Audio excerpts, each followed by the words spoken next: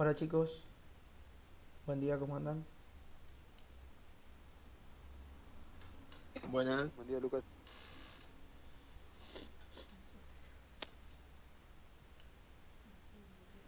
Eh, bueno, vamos a arrancar con la clase. Disculpen un poquito la tardanza. Estaba terminando de desayunar.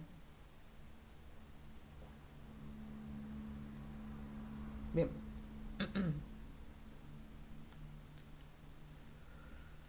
bueno, la unidad, o sea, la clase anterior vimos la unidad número 7, que fue, digamos, la unidad realmente introductoria a la parte de producción, donde estuvimos viendo algunos tipos de herramientas. Eh, de estas herramientas eran el tubing, las varillas de bombeo, algunos colgadores, no, perdón, sí, colgadores, y también las anclas de tubing. Y básicamente explicamos cómo funciona cada uno, qué propiedades tenían, eh, algunas roturas bastante comunes en estas herramientas, algunas maneras de evitarlos también mencionamos, ¿sí? Y una vez hablado de esto pasamos al sistema de surgencia natural. Este sistema que básicamente consiste en la instalación de una sarta de tubing y un packer, eso lo mencionamos, eh, a través del cual, o sea, digamos, el sistema hace uso de la misma presión que tiene la roca para producir. Básicamente es eso. Habíamos mencionado que este sistema, al ser un sistema natural, nosotros, digamos, no es que podemos generar un pozo surgente, sino que el pozo surgente existe por naturaleza y yo lo ocupo. ¿Bien? Perdón, Lucas. Sí, Quería hacerte una consulta, discúlpeme, grupo. sí, sí, Casualmente, esto tiene que ver con la unidad número 6, donde habla terminación de pozos. sí, El tema era el siguiente, justamente yo estuve haciendo ahí un poquito la autoevaluación y casualmente, justamente donde te pregunta, ordenar las secuencias en la terminación de pozos, ¿sí? sí, Y yo justamente en la clase anterior que justamente había numerado desde el primero hasta el número 6, que es desmontaje y transporte desmontaje, sí, transporte y montaje en primer lugar, sí, sí, después fresado y limpieza, sí, ¿no? Cambio de fluido, después viene perfiles de calidad, ¿sí? sí, sí, Después viene punzado y ensayo, y después bajada del sistema de producción, exactamente, ¿no? sí, sí. Bien, y vos sabés que casualmente yo puse acá en la evaluación, justamente lo hice en este orden, y el primero me dio bien y el resto me dio todas cruces rojas. Qué raro. Sí, porque en el segundo puse fresado, en el tercero cambio de fluido y fluido de terminación, en el Sí, cuarto perfilaje para ver calidad del sí, cemento, sí, en el quinto punzado y ensayo, ¿sí? sí, sí. Y en el sexto dice prueba de línea. Y me dio el primero, me dio ok verde y el resto todos puntos Ah, bien, rojos. bien. No, es que han agregado la prueba de línea. Perdón, perdón. Han agregado la prueba de línea en el cuestionario. Eso yo no se los comenté, se los comento ahora. Eh, la prueba de línea no es lo mismo que el sistema o sea, que la instalación del sistema de producción. ¿Qué es la prueba de línea? Una vez que nosotros terminamos el DTM, ¿sí? Es decir, hacemos el desmonte, transporte y montaje del equipo. Una vez que está instalado el equipo, se hace la prueba de línea. La prueba de línea iría en el segundo lugar ahí, ¿sí? Si lo pueden arreglar y lo pueden hacer de vuelta, avísenme, si no, se los habilito para hacer otra vez el intento, no hay problema. Eh, ¿Qué es la prueba de línea? Bueno, Muy simple.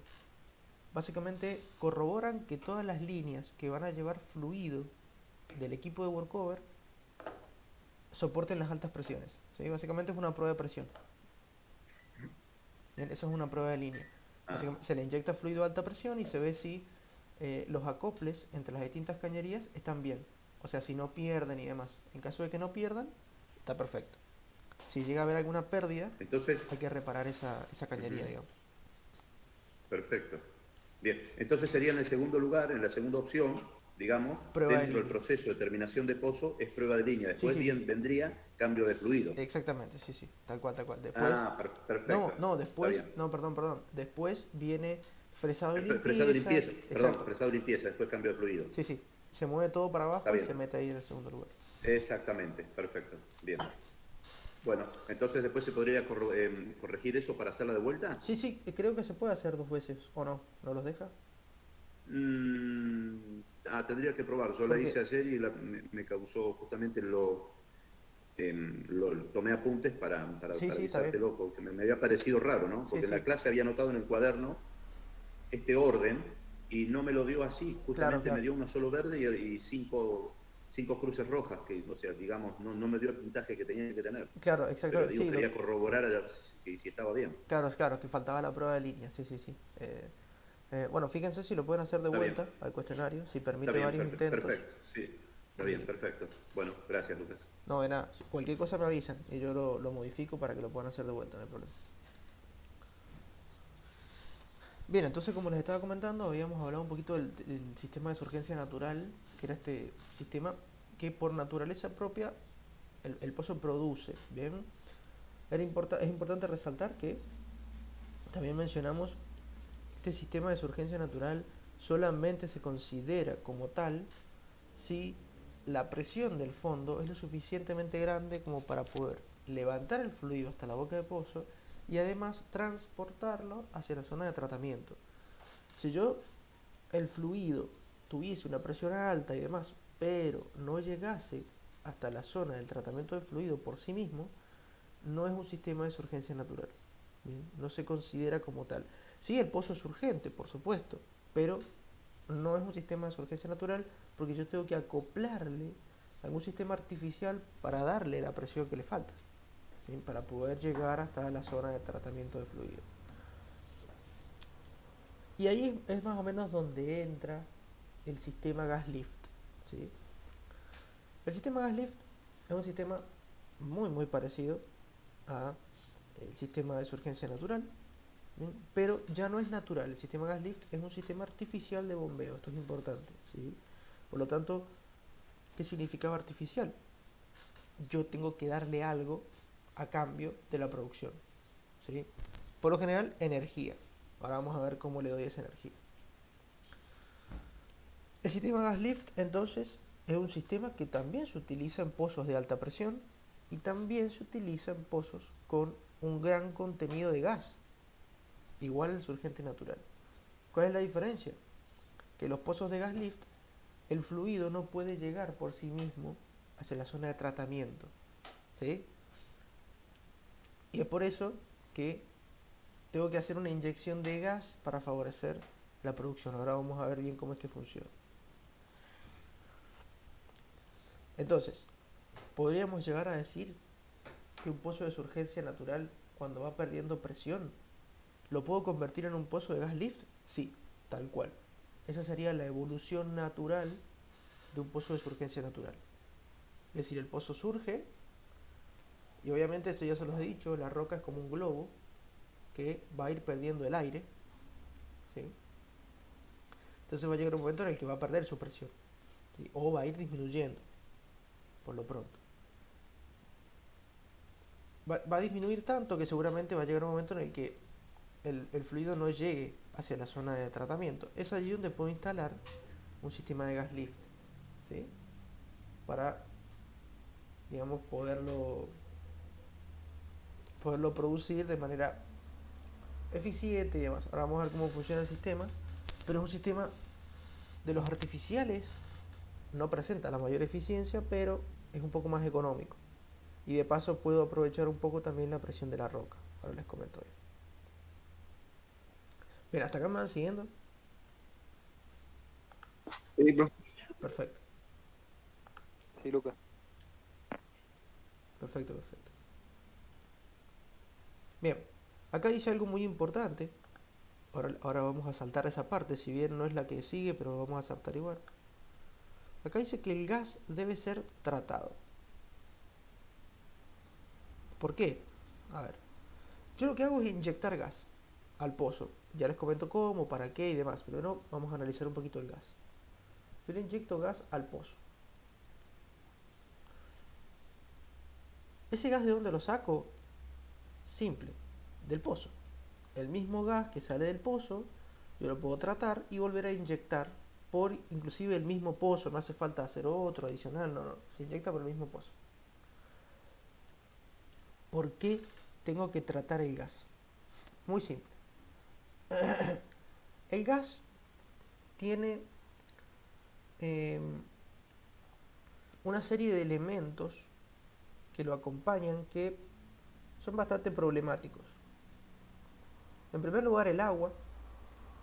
El gas viene con agua, agua en estado gaseoso, es decir, agua como vapor. También puede traer agua líquida, ¿sí? O sea, pequeñas gotitas de agua.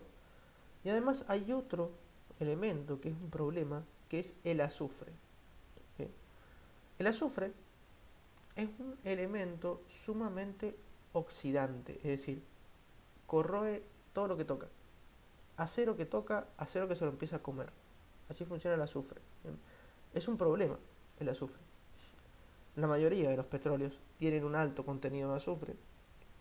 Esto va a variar según el petróleo, por supuesto. Y como el petróleo tiene azufres, el gas también los tiene. ¿Sí? En el gas se presenta en forma de anhídrido, de hidróxido de azufre, creo que se llamaba, ácido sulfídrico. Ese es el nombre que se le da, ¿no? El ácido sulfídrico es un ácido gaseoso que pertenece al grupo de los azufres, que es, primero que nada, muy corrosivo y segundo, muy tóxico. Bien, es muy tóxico o sea, a la persona, al humano que lo llegue a respirar o cualquier criatura viviente en realidad que lo respire, le genera como muchos problemas en la zona respiratoria, más que nada en los pulmones, hemorragias internas, trombosis, bueno, y demás cosas. Se empieza a comer los bronquios, es un poco complicado ese ácido. Entonces, en primer lugar, hay que eliminárselo del gas por ser peligroso y en segundo lugar, más que nada por el tema de la corrosión, porque me va a oxidar todas las cañerías. ¿Cómo se quita el azufre? Con un filtrado a través de unos carbonatos y una solución carbonatada, básicamente. Eso básicamente se dice que se lava el crudo o el gas en este caso. Eso en primer lugar. Y en segundo lugar, y vamos a saltar a esto que les comentaba, el agua. El agua acompaña al gas y puede ocasionar varios problemas. Uno de los problemas es que el agua, al igual que el azufre, es oxidante. Así que me va a terminar oxidando posiblemente las cañerías. El agua, en conjunto con el azufre, forman el ácido sulfídrico que yo les estoy comentando, que termina siendo tóxico, ¿no? Bien. Ahí me acordé cómo se llama. Sulfuro de hidrógeno se llama el ácido sulfídrico también. Era ese el nombre. Sulfuro de hidrógeno. Y además, el agua tiene un comportamiento particular cuando hay gas. Y es que me forma hidratos de metano. ¿Qué significa esto? Los hidratos de metano son estos cristales que ustedes ven acá que se están prendiendo fuego. Son unos cristales que parecen cristales de sal, pero no son sal. Es un cristal de hielo, es decir, es un cristal de agua congelada, que en su interior tiene partículas de gas. ¿Sí? Por lo tanto es un elemento combustible. Cuando yo le acerco un fósforo, se va a derretir el hielo y automáticamente va a liberar el gas y se va a prender fuego. ¿Sí? Aunque acá estos hidratos de metano a mí no me complican por ser incendiarios, digamos, por generar incendios. Porque, a ver, estoy produciendo petróleo, el petróleo también genera incendios, así que mucho problema no me hago por eso. El problema que tienen los hidratos de metano es que me tapan las cañerías. ¿Por qué? Porque son estos cristales de hielo que yo les comento, que se quedan pegados a las paredes de las cañerías, se empiezan a depositar allí, y cada vez se depositan más, y más, y más, y más, y llega un momento en el que me tapan la cañería. Y si no la tapan, en su totalidad, digamos, generan una disminución considerable de diámetro, ¿no? Porque esto sería el tapón de hidratos, y no es lo mismo este diámetro que este diámetro que tengo acá. Esto genera muchas turbulencias a la hora de producir, muchas variaciones de caudal, variaciones de presión, sin mencionar de que me está tapando la cañería y no va a pasar la misma cantidad de fluido por ese punto. Bien. El hidrato de metano se forma cuando las temperaturas son bajas y las presiones son altas. Si bien la temperatura de producción del crudo o del gas o de lo que fuera no es muy baja, digamos, las temperaturas de los crudos rondan entre los 40 y 50 grados, están saliendo, pero las presiones de producción son muy grandes. Entonces, al tener presiones tan grandes, esa temperatura es prácticamente baja. Entonces, se forman hidratos de metano. Y me tapan las cañerías. Entonces, volviendo nuevamente al tema de por qué trato el gas. Muy simple. El gas se trata para evitar, o sea, para sacarle el agua que me puede producir corrosión y además me puede producir eh, hidratos de metano que se terminan depositando en las paredes de las cañerías. Y además de eso,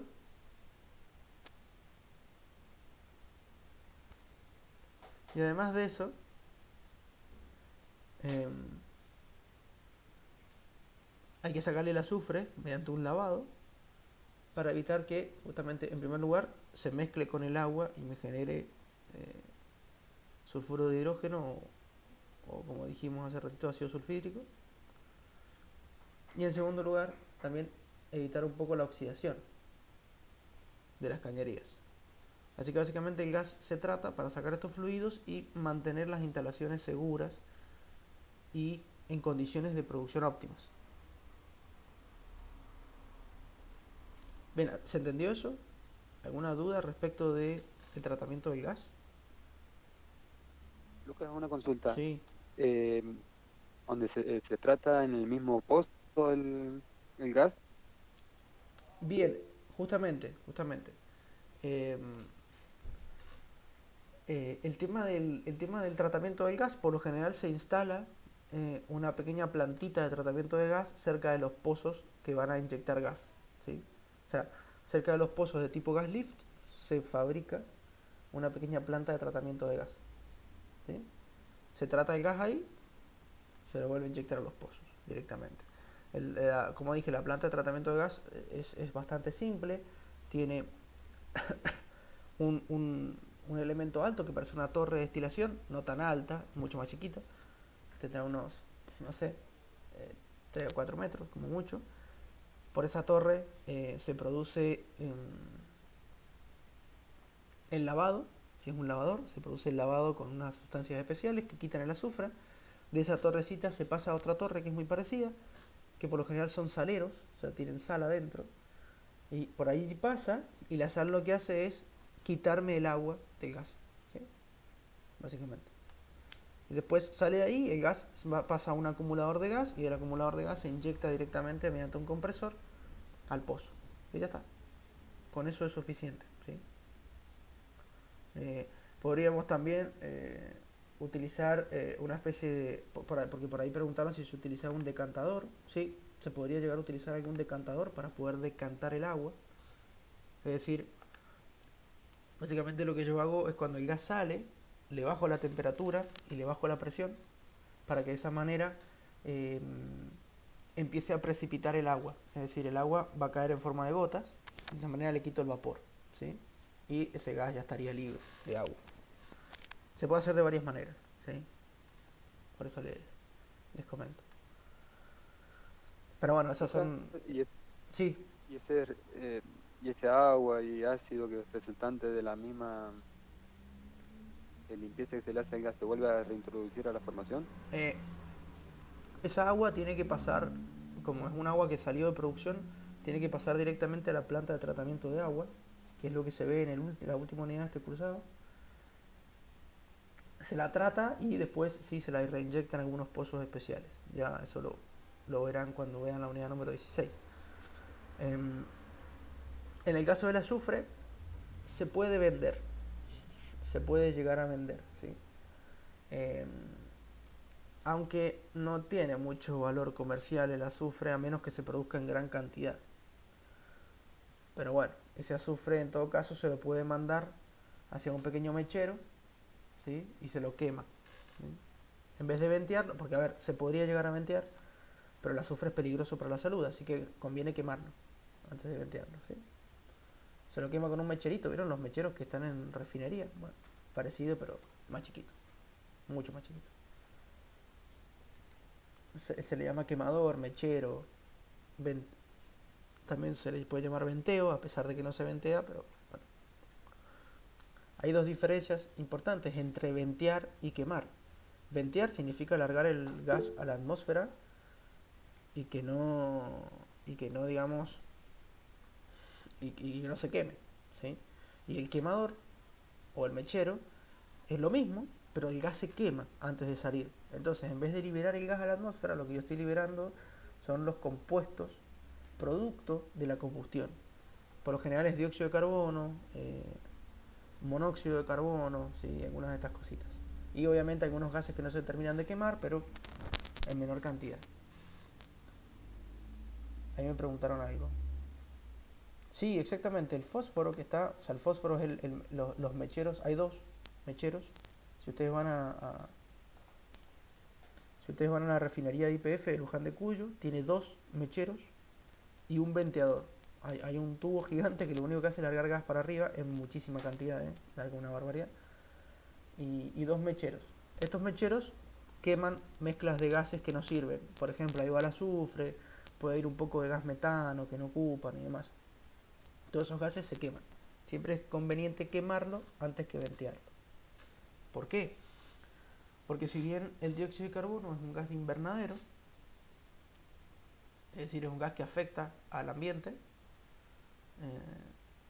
el dióxido de carbono y el monóxido de carbono, los dos iguales, el peor de todos es el gas metano, o sea, el gas que sale del petróleo. El gas que sale del petróleo creo que puede almacenar 50 veces más energía que el gas, que el dióxido de carbono, entonces afecta muchísimo más al efecto invernadero, afecta más al calentamiento global. Entonces, siempre conviene quemarlo. A ver, con los dos hago mal, pero se hace, digamos, hago mucho peor mal con el metano o los gases del petróleo no combustionados que con los productos. Serían dióxido de carbono y demás. Bien, ¿alguna otra consulta? ¿Ha quedado claro? ¿Se entendió más o menos? Sí, Lucas, quedó claro. Bien. ¿Los demás qué me dicen? ¿Alguna duda? No, profe, por ahora no. Perfecto, perfecto. No vamos a entrar, a ver, les hice acá una ley en bolilla el tema de los mecheros y demás, se los comento para que aprendan también de paso eso. No nos vamos a meter tampoco muy de lleno en el calentamiento global porque tendríamos que hablar de un par de gases y cómo funcionan y demás. Eso fue una aclaración. Igual lo que dice usted es como una circulación que hace la limpieza del gas, el azufre, la separación de esos dos químicos, ¿no? Sí, exactamente, exactamente, sí, sí. Es una pequeña plantita de tratamiento. El gas se circula por ahí y se manda de vuelta al pozo. Nada más. Bien. Listo, entonces sí lo entendí bien. Sí, sí, sí. Es una torrecita, entra una, sale de esa, se mete a la otra, sale de esa, se acumula para que junte un poco de presión y después se lo manda con un compresor. No tiene mucha complicación. A ver, si yo lo veo dos torrecitas, un acumulador y ya está. Obviamente que para poder fabricar esos elementos hay que hacer toda una serie de cálculos, ver cómo funciona químicamente. Obviamente que lleva toda una complicación por detrás, pero si lo ven son dos torrecitas y un acumulador nada más. Una cosa. Bueno, y el compresor. Pero compresores han visto. Vieron el compresor para pintar, es lo mismo. Es lo mismo. Vienen mucho más grandes, por supuesto, pero el principio es el mismo. Bien.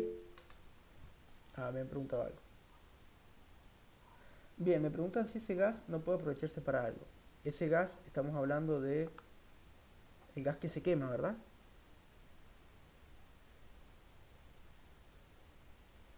O sea, Creo que sí, profe. bien, si hablamos del gas que se quema, a ver, sí se podría aprovechar, por supuesto.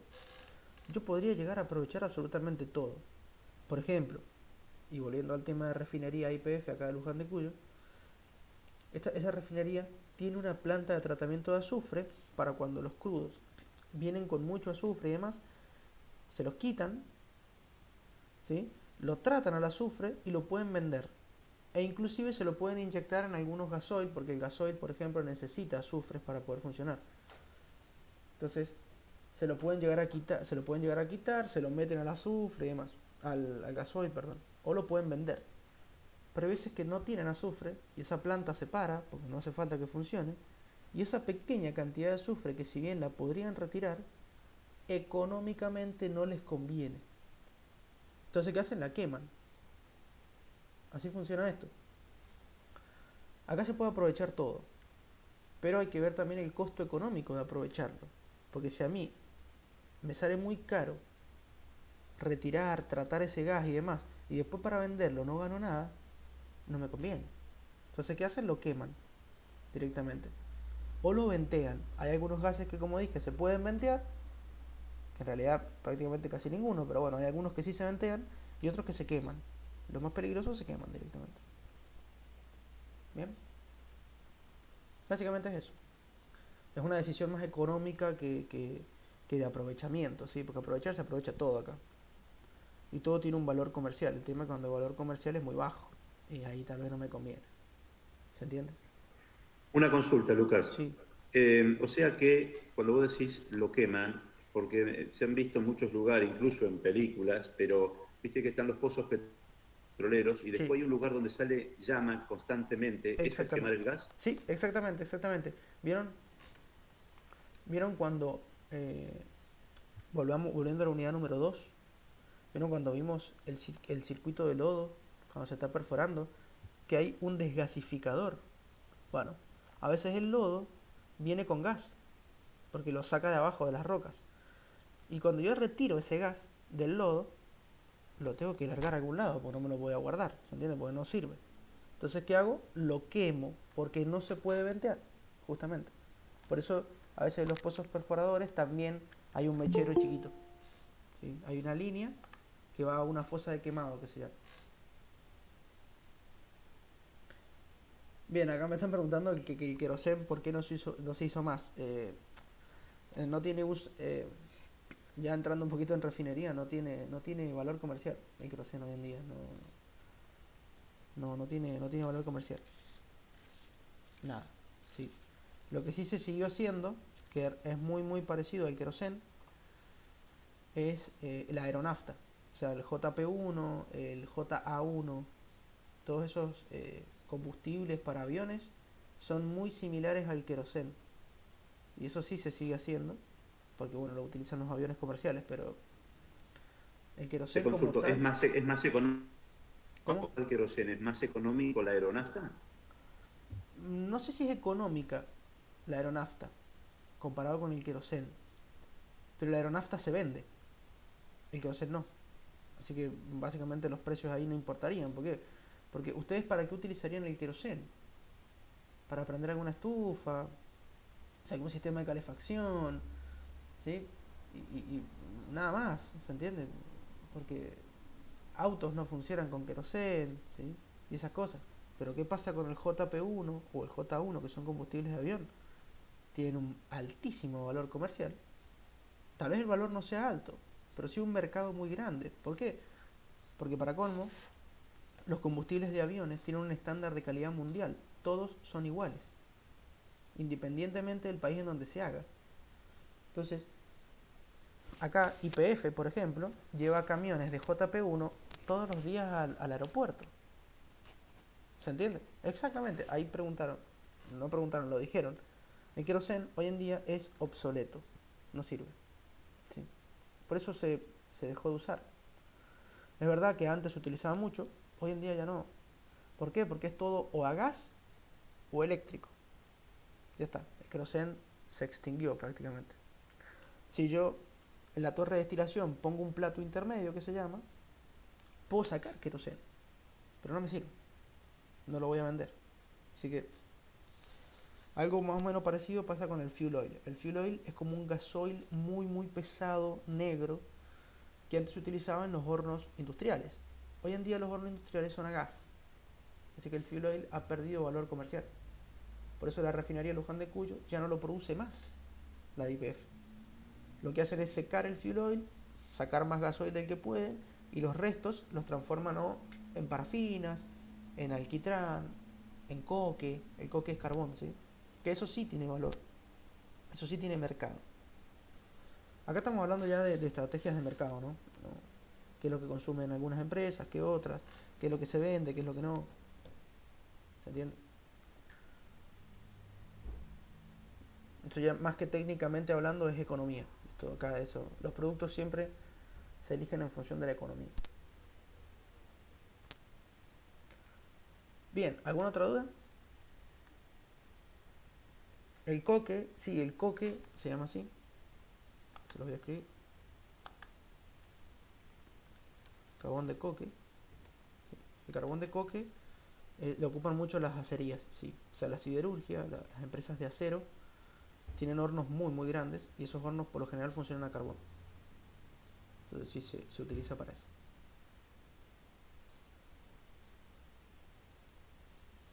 Bien, volviendo entonces un poquito a esto que nos desviamos. ¿Cómo es que funciona este sistema gas lift? Este sistema gas lift funciona inyectando gas por el entrecaño que se llama, es decir, yo voy a tener el casing y el tubing por donde va a salir la producción, ¿sí? Con su respectivo packer y todo. Como lo vimos la semana pasada con el Surgencia Natural, tienen la misma instalación en el fondo, con algunos cambios que ya vamos a ver. Lo que yo hago es inyectar gas por acá, por el entrecaño que se llama, es decir, el espacio que hay entre el tubing y el casing, y el gas entra mediante unas pequeñas válvulas que se le agregan al tubing, entra acá, ¿sí? Y empieza a entrar al tubing. Ese básicamente es el mecanismo que tiene de funcionamiento. El gas entra por las válvulas. El tema es, ¿por qué le agrego gas? ¿Qué función cumple el gas? Bien. Para esto vamos a tener que analizar un poquito las presiones hidrostáticas, ¿sí? Ahora les comento bien qué vamos a hacer. Hacemos un pozo. Acá en el pozo tengo mi roca, que es la que tiene crudo. Que la roca va a tener una presión de formación determinada. Que eso ya lo habíamos visto cuando vimos urgencia en la parte de perforación. Entonces yo tengo acá un tubing. Perdón, Lucas. Sí, sí. Vos sabés que creo que se filtra, que es como un golpeteo, no permite que se escuche bien, por lo menos en mi casa lo mismo. Hay un pequeño chillido, después un golpeteo como si está golpeando algo ahí, no sé si está bien. No estoy golpeando nada, pero los demás lo escuchan.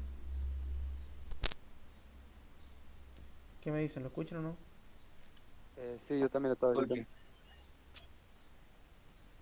Qué raro, puede haber sido el micrófono igual, como siempre. Creo que es el mouse.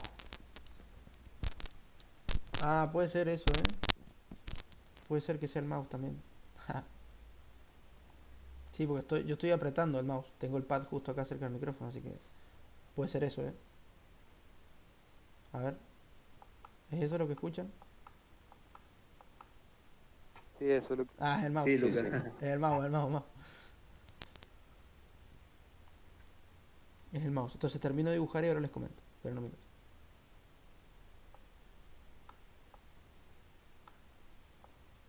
Es el mouse, no me había dado cuenta, perdón. Ahí está. Bien. Entonces acá, básicamente este es el sistema que vamos a analizar. Yo tengo un pozo, ¿sí?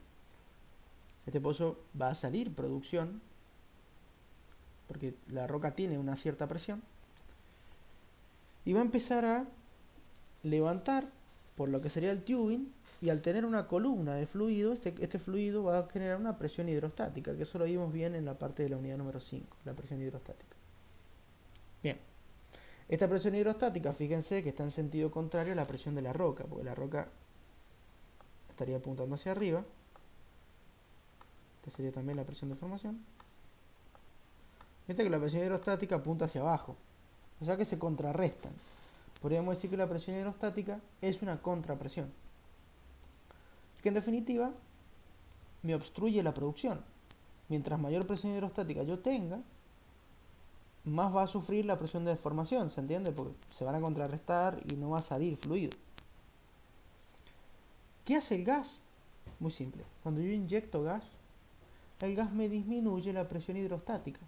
Por lo tanto, disminuye la contrapresión y la presión de la roca, si bien no aumenta, tiene como mayor relevancia, ¿se entiende? Como que parece ser más grande.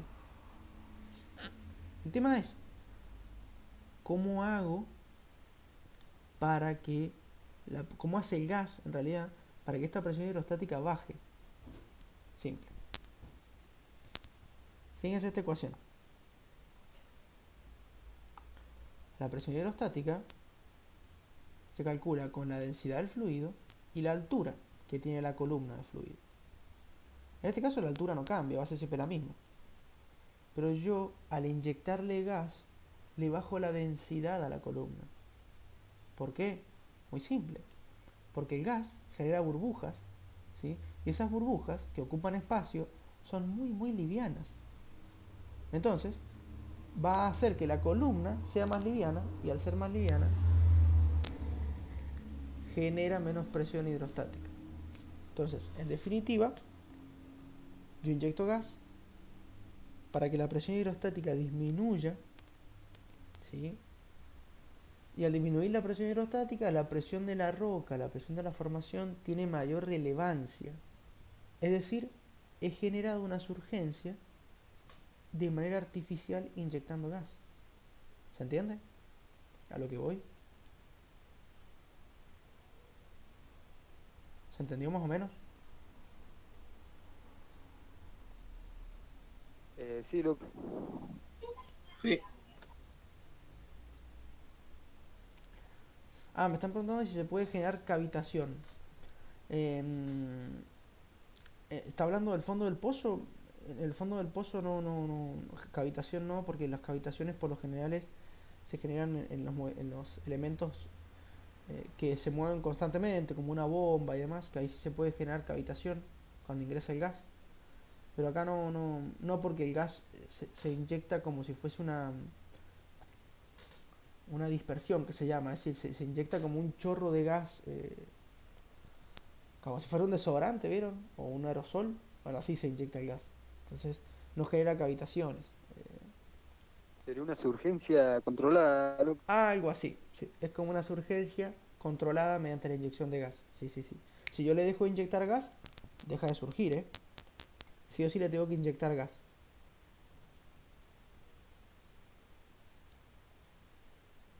Me preguntan por la diferencia de densidades. En realidad no. A ver, el tema de las cavitaciones. ¿Qué pasa con el gas y el petróleo? A pesar de estar en dos fases distintas, son compatibles entre los dos. Tienden a mezclarse, podríamos decir. Entonces,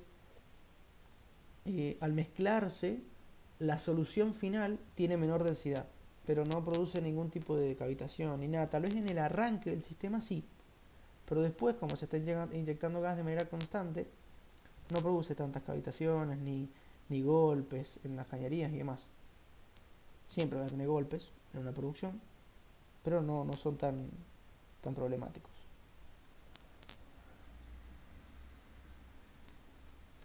¿Alguna duda?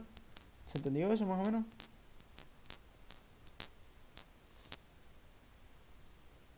Sí, a mí me quedó claro, no sé lo demás. sí, a mí también, profe. Buenísimo. Bien. Seguimos entonces. Bueno, acá está la parte de los metanos, que ya lo vimos. Y ahora vamos a hablar un poquito de los tipos de gas lift, porque hay dos tipos. Tenemos el gas lift de flujo continuo y el gas lift de flujo intermitente. ¿Qué significa esto? Básicamente se le llama flujo continuo a aquel sistema gas lift que su producción es constante, no para de producir nunca. Mientras que el gas lift de flujo intermitente es aquel gas lift que produce cada cierto periodo de tiempo, Cada cierto periodo de tiempo. Por ejemplo, produce un minuto, para un minuto, produce un minuto, para un minuto. Bien.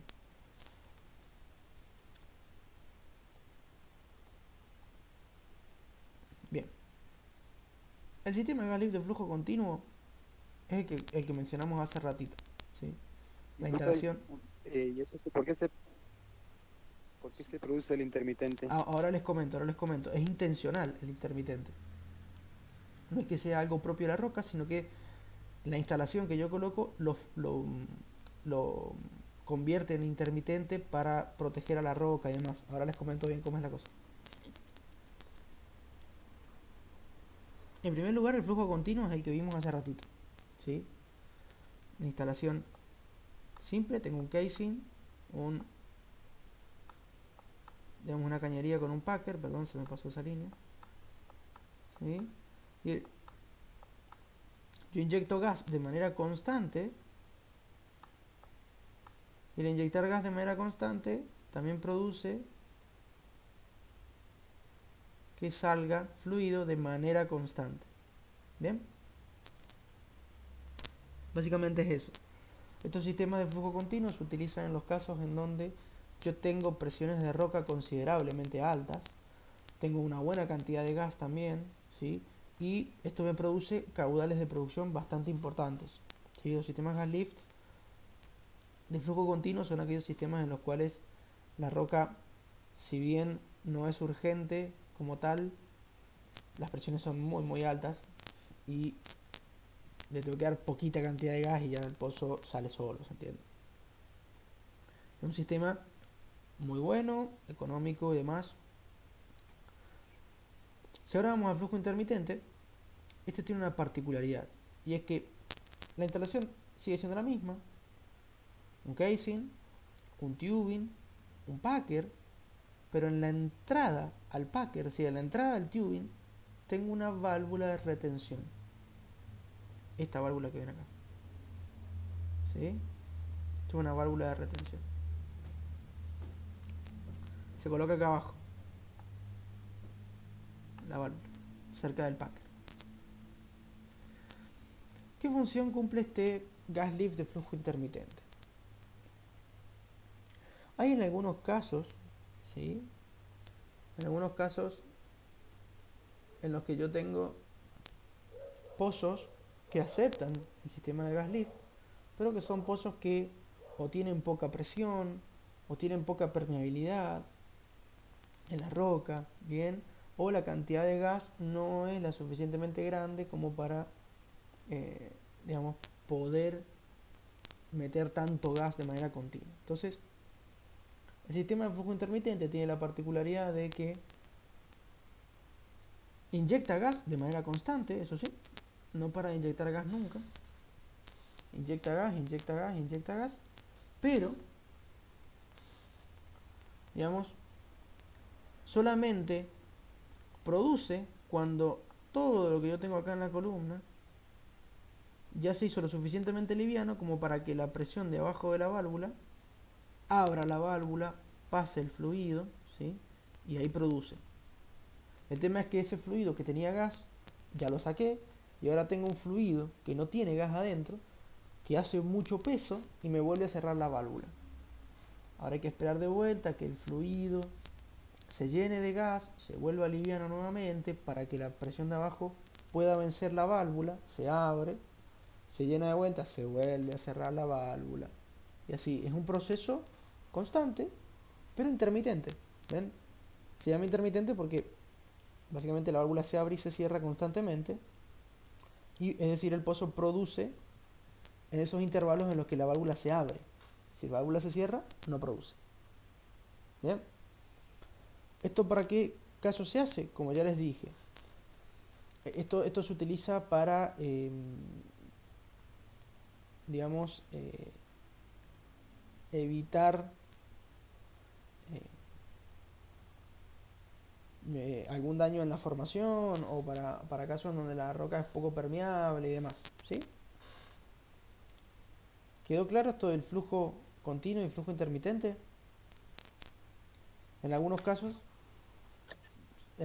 perdón, iba a comentar algo, en algunos casos la válvula de flujo intermitente también se puede colocar acá para generar un flujo intermitente de inyección de gas, ¿sí?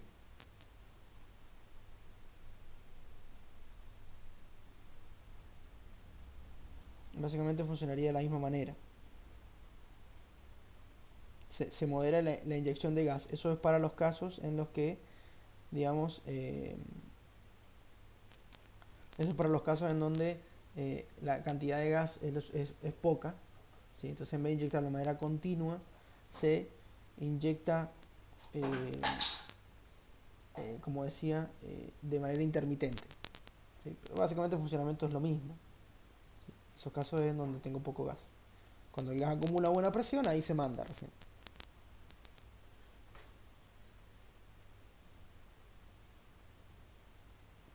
¿Se entendió? ¿Quedó alguna duda?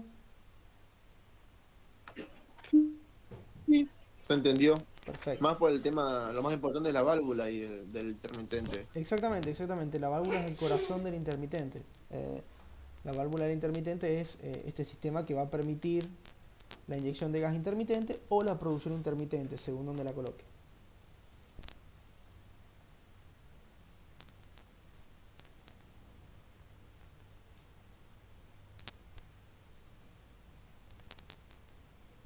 ¿Alguna duda?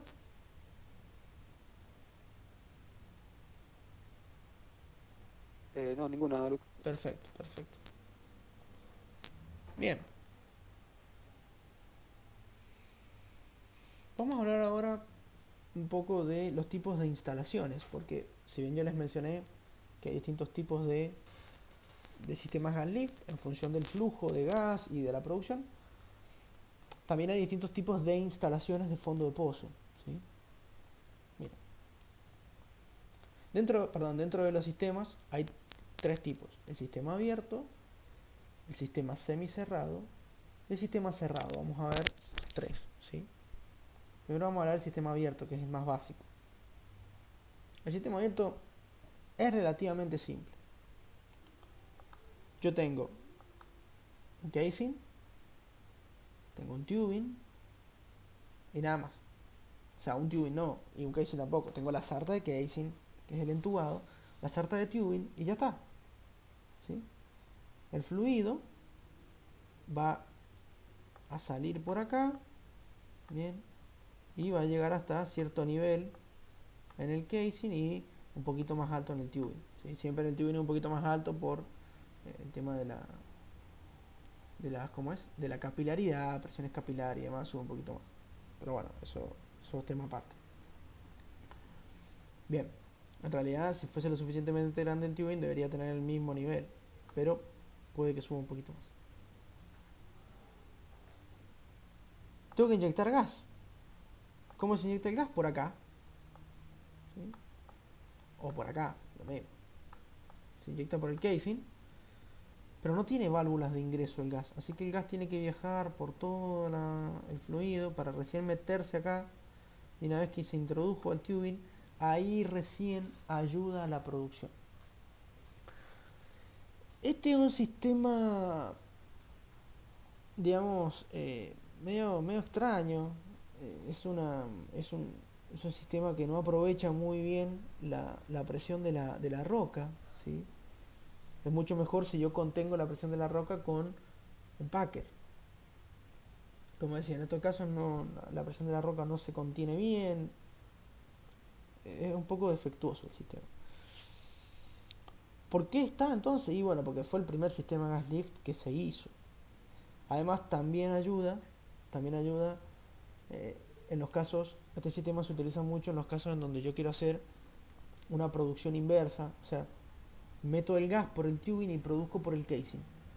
Eso rara vez pasa, pero acá se puede usar de manera correcta, porque justamente yo meto todo el gas por el tubing, ¿sí? Y el gas sale por abajo y me levanta el fluido solo, ¿se entiende? En caso de hacerlo al revés, es decir, meter el gas por el casing y que se produzca por el tubing, es un poco complicado. Si bien se puede hacer, tengo que tener también mucha presión de gas para que el gas pueda empujar el fluido. Es un poco raro, pero a ver, poderse hacer, se puede hacer, pero no es el mejor sistema. Se desaprovecha mucho el tema de la presión de la roca, ¿sí? Luego tenemos el sistema semicerrado. El sistema semicerrado es el que hemos estado viendo hasta ahora. Es un sistema que tiene Packer abajo, en el fondo del pozo, lo que permite aislar esta zona. Es decir, por esta zona yo no voy a tener fluido allí. El fluido sube y directamente se mete al tubing. ¿Por qué? Porque no puede pasar por el Packer, entonces nunca se va a meter al casing. O sea, acá sí se mete al casing, por supuesto, pero acá arriba ya no. Este sistema fue la evolución del sistema abierto, ¿sí? Sistema semicerrado. Es muy bueno para poder mantener la presión de la roca ahí en el fondo y aprovecharla al máximo. El tema es que se complica un poco para poder inyectar gas. Porque ¿cómo hago para inyectar gas si no pasa por el Packer? Bueno, por esto el sistema posee una serie de válvulas. Son estas. Esto sería una válvula, ¿sí? Son válvulas de inyección de gas. Yo meto gas, el gas se mete por las válvulas e ingresa a la cañería. ¿Sí? Bien. Estos sistemas, el semicerrado y el cerrado también, pero ya que estoy se los explico ahora, presentan problemas a la hora de poner el sistema de producción. Porque mire, yo he hecho los punzados y digamos el sistema, a pesar de tener buena presión, no produce. Entonces ahora lo que tengo que hacer es bajar e instalar el Packer con las sartas de tubing. Cuando yo instalo el Packer con las sartas de tubing, todo esto que tengo por acá arriba está lleno de fluido de producción, ¿sí? Porque el Packer no es que se baja abierto y va empujando todo, no. El Packer se baja cerrado, se abre en el fondo del pozo, me tapa el pozo, pero todo lo que tengo por arriba que tenía líquido lo sigue teniendo. Entonces ahora cuando yo quiera inyectar gas, las válvulas van a estar tapadas por fluido. En el inicio, o sea, yo una vez que instalo y pongo en marcha el sistema gas lift, el sistema gas lift no va a funcionar de manera inmediata. ¿Por qué? Porque el gas que yo inyecto ahora, lo primero que tiene que hacer es empujarme este fluido hacia las válvulas para que ingrese al tubing. Entonces se genera una especie de frente de barrido que se llama, ¿eh? El gas empieza a empujar como si fuera un pistón el fluido hasta las válvulas. Recién cuando el gas llega a la primer válvula, ahí empieza a ingresar gas al tubing y empieza a hacer un poquito de efecto. Pero todo lo que tengo por acá abajo sigue teniendo líquido. Así que el gas va a seguir empujando este frente hasta llegar a la otra válvula, va a recién ingresar gas y así sucesivamente por las distintas válvulas. Acá en el fondo hay otra más, ¿sí? Esta válvula, cuando el fluido llega acá y ya ingresó gas, se termina el inicio o el arranque del sistema, que se llama, y es allí donde el sistema gas lift está funcionando plenamente, digamos. Bien. Mientras tanto, en el arranque tengo que ir empujando levemente el fluido para que ingrese al tubing y así dejar el espacio libre para que el gas haga su trabajo correctamente. ¿Se entendió eso más o menos?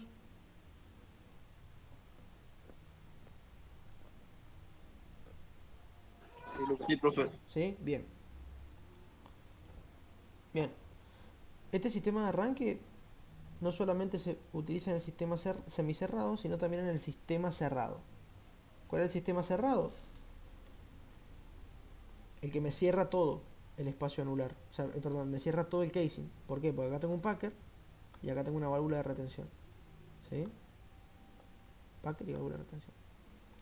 Entonces en esos casos se llama sistema cerrado. Esto es lo que se utiliza para el flujo intermitente. En caso de que yo quiera una producción de manera... o sea, que yo quiera interrumpir la producción y no la inyección de gas. ¿Sí? Al igual que el caso anterior, el sistema cerrado también necesita un tiempo de arranque para que el gas empuje el líquido que queda en el espacio anular, ¿sí? Si no lo empuja, no voy a tener un sistema gas lift que funcione correctamente. Inevitablemente tengo que empujar ese líquido para que tarde o temprano, digamos, funcione de manera correcta. ¿Sí? La única diferencia entre el cerrado y el semicerrado es la válvula de retención. Fíjense, los nombres ya le van a decir, sistema abierto se llama abierto porque el espacio, o sea, todo el casing está abierto. Y el tubing también. El sistema semicerrado se llama así porque está cerrado el espacio anular, pero está abierto el tubing. Por eso se llama semicerrado. Mientras que el sistema cerrado cierra tanto el espacio anular como el tubing con la válvula de retención en el tubing. Obviamente que esta válvula de retención se va a abrir para producir, pero si yo no le inyecto gas, esta válvula no se abre y el pozo se mantiene cerrado. ¿Sí? Por eso se llama sistema cerrado. Las válvulas de retención, acá me están preguntando si es una válvula circular. Las válvulas de retención, por lo general, tienen esa forma que ven acá. ¿Sí? Es una válvula que tiene un ingreso. En ese ingreso tiene un asiento que se llama. Y en ese asiento tiene una bolita. Una bolita, ¿sí? Si el fluido viene de acá para acá, lo que hace es levantarme la bolita y el fluido pasa. Si ahora la presión más grande viene de este lado, la bola baja, se asienta en el asiento justamente, en este espacio, y no deja que el fluido pase. Eso es una válvula de retención, ¿eh? No tiene grandes complicaciones. Son unas válvulas que tienen digamos, una bola que se llama y un asiento y nada más. ¿Sí? Básicamente es eso.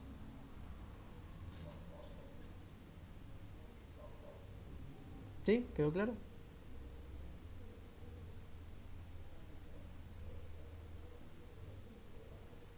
Sí, Lucas. Perfecto. Eso realmente es una válvula de retención, no tiene grandes complicaciones.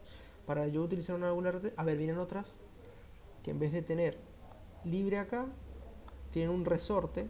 Entonces yo lo que tengo que hacer es vencer la fuerza del resorte para que se abra. Para él sigue siendo lo mismo. El funcionamiento es el mismo. Digamos, Lucas, tiene que coincidir el orificio donde apoya esa bola, que pertenece a la válvula, y ahí hace el tope, el cierre. Que es como un Exactamente. retén. Sí, sí, sí, sí. Sí, sí. Es una pequeña bolita, en realidad es una bola, es una bolita de acero que, que calza justo en el asiento que se llama y no deja pasar fluido. Cuando esa bola se levanta, el fluido pasa, sin ningún tipo de problema. En el sistema de bombeo mecánico, que van a ver en la unidad número 9, tiene dos válvulas de este estilo. Son válvulas similares a las de retención para poder producir. Bombeo mecánico, recordemos, es el A y B, ¿sí? Bien. ¿Me van siguiendo hasta acá? ¿Todo claro? Sí, Lucas. Sí, Perfecto. profe. Perfecto, perfecto. Entonces ahora no queda mucho de la clase, quedan 3 o 4 diapositivas. Este tema es un tema relativamente corto. Vamos a hablar de los elementos del pozo. Bien.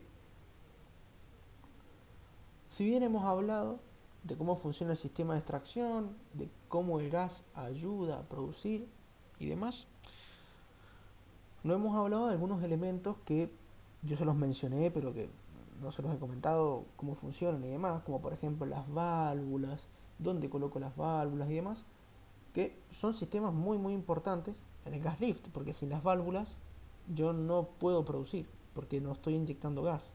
¿Sí? Entonces lo primero que vamos a ver de estos elementos importantes es el mandril. El mandril es una especie de cupla de tubing, para que se den una idea, es decir, yo tengo tubing, tengo otro tubing acá, y entre medio de los tubings se coloca un mandril. El mandril es, como decía, una cupla de tubing. Fíjense que tiene rosca hembra acá y tiene rosca hembra acá también, ¿sí? Que tiene esa forma justa que están viendo ahí. El mandril es, de un lado, copia el diámetro del tubing, y del otro lado tiene como una protuberancia. ¿Sí? Ustedes miran, ¿para qué sirve esa protuberancia? Es muy simple. El mandril es el dispositivo que va a almacenar la válvula de inyección de gas. ¿Sí? El mandril tiene acá una especie de elementos y demás, con unos orificios, ¿ves? A donde va a calzar la válvula. ¿Sí? Les dibujo la válvula como si fuera un palito, porque la válvula es un palito. Fíjense, tiene esa forma. ¿Sí? Ya vamos a explicarla bien. Entonces, yo pongo la válvula allí, ¿sí? Y esa válvula es la que me va a permitir, yo la calibro por supuesto, y me va a permitir el ingreso de gas o no, dependiendo de la presión. Bien. Estos mandriles se colocan varios. ¿Sí? Por lo general creo que en un pozo inyector se suelen colocar 8 o 10, depende realmente de la profundidad del pozo, depende de muchas cosas. ¿Sí? Hay una serie de cálculos que me van a decir cuántos mandriles y cuántas válvulas tengo que colocar, básicamente. Creo que cada 200 o 300 metros se coloca uno, más o menos. ¿Sí? Así que saquen la cuenta, en un pozo de 1000 metros tengo 3. Pero en un pozo de 3000 metros ya tengo varios más, ¿sí? Tengo 9, se entiende, 10 puedo llegar a tener estos mandriles. El mandril, al igual que el tubing, va a tener un torque de ajuste, eso todo igual, ¿eh? ¿Por qué? Porque o sea, ese torque de ajuste lo trae de fábrica, así que con eso estamos bien. El tema es, como dije, esos mandriles van a almacenar las válvulas. Y las válvulas, como todo dispositivo mecánico, se va a descalibrar. Esto pasa siempre. ¿Por qué? Porque son válvulas que funcionan con resortes, y los resortes al principio están nuevitos. Nunca han sufrido ninguna deformación ni nada, está todo perfecto. Pero cuando la válvula labura ya mucho tiempo, y ya no es lo mismo, ¿se entiende? No es lo mismo una válvula nueva que una válvula que está usadita. ¿Por qué? Porque el resorte empieza a perder cierta resistencia, ¿sí? Gana un poquito más de elasticidad porque ya está usado.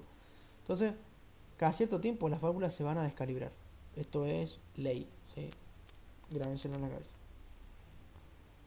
¿Y cómo hago para calibrar la válvula? La tengo que sacar con un pequeño tornillito que tiene arriba. Le pongo un destornillador, yo la calibro, ¿sí? Mido la fuerza del resorte y ya está calibrada, ¿sí? Perfecto. El tema es, si la válvula está alojada en el mandril, ¿cómo hago para sacarla? Tengo que sacar toda la sarta de tubing y en cada mandril sacar la válvula, ¿sí? Sí, eso lo podría hacer, pero es un trabajo grandísimo, ¿se entiende? O sea, tengo que llamar a un equipo de pooling.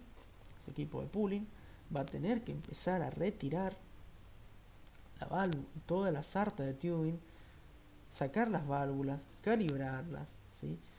Y después ir introduciendo cada válvula en cada uno de los mandriles para poder volver a bajar toda la sarta de tubing, fijar nuevamente el packer, ¿sí? Es un trabajo que se puede hacer, pero que se evita. ¿Por qué? Porque, bueno, es más, inclusive, bueno, hay packers que sí los puedo fijar con, el- con, con pooling, porque se fijan por peso, pero hay otros que se fijan con rotación y ahí tengo que llamar a un equipo workover. Entonces, bueno, em, lo que, entonces como decía, es un trabajo que se puede hacer, pero es un trabajo bastante complicado y, a ver, no complicado porque las maniobras son siempre las mismas, pero engorroso. Trabajo que me lleva mucho tiempo, que lleva también una gran inversión. ¿Sí? Tener que sacar toda una instalación para cambiar solamente 3 o 4 válvulas, ¿entiendes? Bueno, si son 9 válvulas, pero mientras más válvulas sean, más tiempo de trabajo porque más profunda es la cañería. Entonces, bien, en función de esto, se fabricó una herramienta que se llama Kickoff. ¿Sí? Acá está, miren, el Kickoff.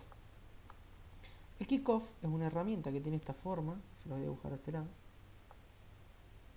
Esperen que se los dibuje. Así no les molesta el ruido del mouse. Cerrada, la herramienta tiene esta forma. ¿Sí? Como una especie de bala. ¿Sí? Tiene una punta redondeada. Las puntas redondeadas siempre las tienen las herramientas de pozo para evitar que se quede encastrada en algún lugar, para evitar que haga, digamos, contacto y se quede atorada la herramienta. Por eso tiene la punta redondeada. Esta herramienta se baja con cable o con alambre, es lo mismo. El equipo de cable se llama Wireline y el equipo de alambre se llama Slickline. ¿Sí? Y se baja con esta herramienta. Cuando yo llego a un punto determinado, la herramienta con una pequeña tensión o con una señal eléctrica, dependiendo.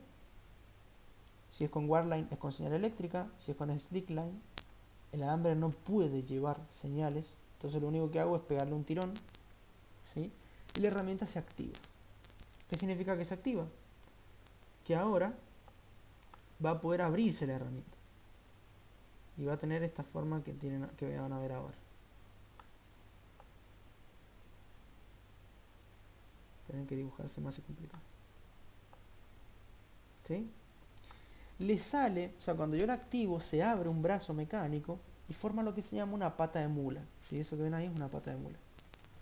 Se llama así porque busquen la pata de una mula y es parecido.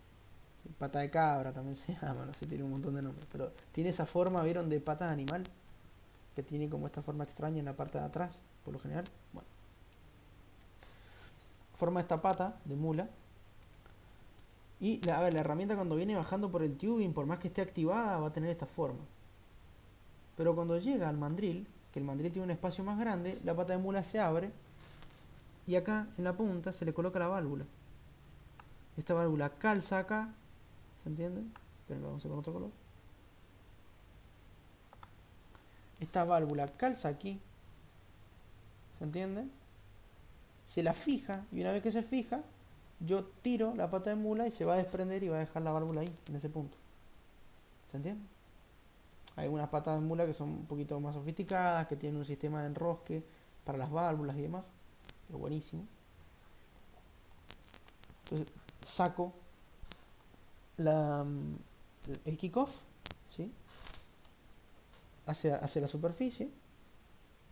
Y una vez que lo saco, le pongo otra válvula y bajo y pongo la otra válvula de vuelta. ¿Se entiende? Así de simple. Las válvulas siempre se instalan de abajo hacia arriba. Es decir, si yo vuelvo a esta imagen, perdón, vamos a volver a esta que está menos rayada. Si yo vuelvo a esta imagen, primero se instala esta válvula, después esta, después esta, después la otra que va a estar acá arriba, y así, ¿se entiende? Siempre de abajo hacia arriba. Y para poder sacarlas, por lo general se hace lo mismo. Se saca de abajo hacia arriba. ¿Sí? Siempre. Esta herramienta es muy útil porque, digamos, esta herramienta es muy útil el kickoff porque va a permitir sacar y poner válvulas a veces que yo quiera en un pozo sin necesidad de llamar a un equipo de pooling o un equipo de workover para que me saque toda la instalación. ¿Se entiende? Acá va el equipo de Wireline, pone una pequeña torrecita muy chiquita, o sea, de unos 2 metros, 3 metros. Eso básicamente son unos parantes, unas pequeñas patas que me sostienen una polea, meten el cable con el Slickline y hacen todo el trabajo solos. ¿Se entiende? No hay problema, se van sacando cada una de las válvulas, se las calibra y después se las vuelve a meter de a una. Y así, de esa manera, se realiza una operación o una maniobra de campo simple, no es tan compleja. Mucho más económico que sacar todo el tubing. Exactamente, sí, exactamente. Es mucho más económico que sacar el tubing. Entonces el que más se utiliza. Sí, por supuesto, es el que más se utiliza, sí, tal cual. Si bien el otro se puede utilizar, pero no es conveniente porque es mucho más caro. ¿Se entiende? Vamos a hablar, por ejemplo, un equipo de Wireline, tal vez por hacer una maniobra de esta, es un equipo de cable, estoy hablando. por hacer una maniobra de esta que tal vez les lleve unas, no sé, 10 horas, como mucho, ¿eh? Cobra unos 14.000 o 15.000 dólares, ¿se entiende? Mientras que un equipo de workover por día puede llegar a salir 20 o 25.000 dólares y tiene que sacar toda la sarta de tubing, hacer el calibre y posiblemente esté 2 días haciendo la maniobra. Hay que desmontarlo, transportarlo, montarlo, disculpe la palabra, es un quilombo. Entonces, exactamente lo que acaba de decir el compañero, la relación gasto, tiempo, gasto-beneficio no me conviene. ¿Sí? Todo lo que es costo-beneficio, no. El equipo de Warline va, en 10 horitas tiene la maniobra lista por menos de la mitad del precio. Estamos hablando de mucha plata igual, 15.000 dólares, pero son números que en el petróleo están, están bastante, son bajos. 15.000 dólares no es nada, a pesar de que sí lo sé, pero no son Te nada. consulto, Lucas, Sí. ¿qué grado de económico puede llegar a producir un pozo de petróleo? Y en cuanto a economía, el pozo de petróleo depende mucho del precio y de la cantidad de producción que tenga. Eso es como muy relevante. O sea, del precio estoy hablando del precio del barril de crudo. ¿Bien?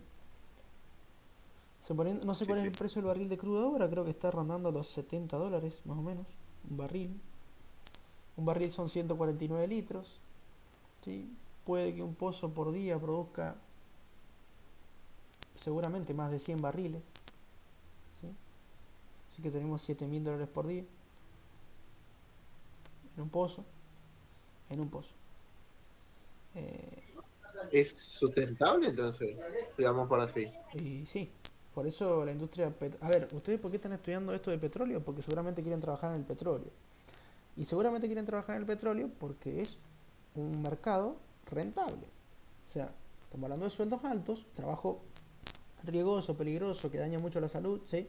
Pero los beneficios económicos son altos. ¿Por qué la industria petrolera tiene sueldos altos? Porque el petróleo es caro. O sea, si el petróleo valiera 2 pesos, seamos sinceros, ¿estaríamos estudiando esto? ¿Qué me dice? No, Bien, No, profe. está No. bien, sí, tal cual, tal cual, tal cual. O sea, la industria petrolera llama la atención porque es una industria económicamente fuerte. Es una industria que, si bien hoy en día ya no lidera tanto el mundo, ¿por qué? Porque hay energías adicionales y que me parece perfecto a mí, ¿eh? Yo no tengo nada que ver, o sea, no tengo nada en contra de las energías renovables, al contrario. Pero todavía el mundo depende mucho de crudo, o sea, de petróleo. Entonces, sigue siendo un mercado rentable, bastante rentable. ¿Sí? Si bien este último año que pasamos fue una excepción, porque pandemia y demás hizo que todo fuera un desastre, pero es bastante rentable el mercado, ¿sí? Hay que tener en cuenta muchos factores.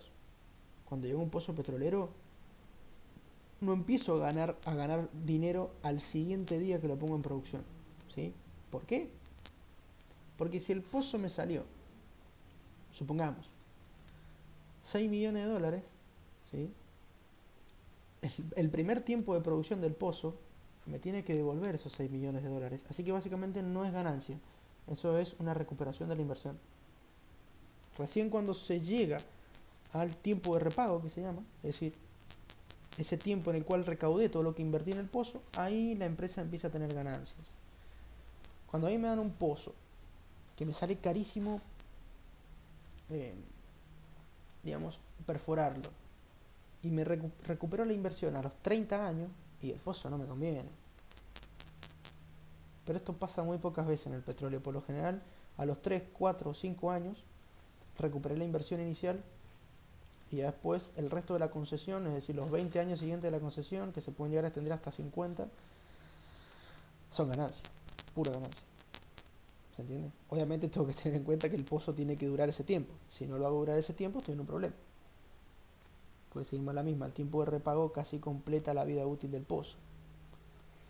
Esto es todo un análisis económico que ustedes no lo ven en el curso, que bueno, yo en la facultad sí lo vi, por supuesto, más que nada en la parte de reservorios, donde uno analiza las reservas de todo lo que tengo en la roca, además, cuántos pozos se van a hacer, etcétera, etcétera, y ver los tiempos de repago de cada pozo para ver si el proyecto es económicamente rentable o no.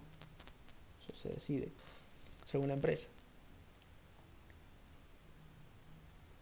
Si acá me están preguntando algo fuera de la clase, pues está perfecto. Que si los prototipos de hoy en día de autos eléctricos son más eficientes o efectivos que el de combustible. Sí, sí.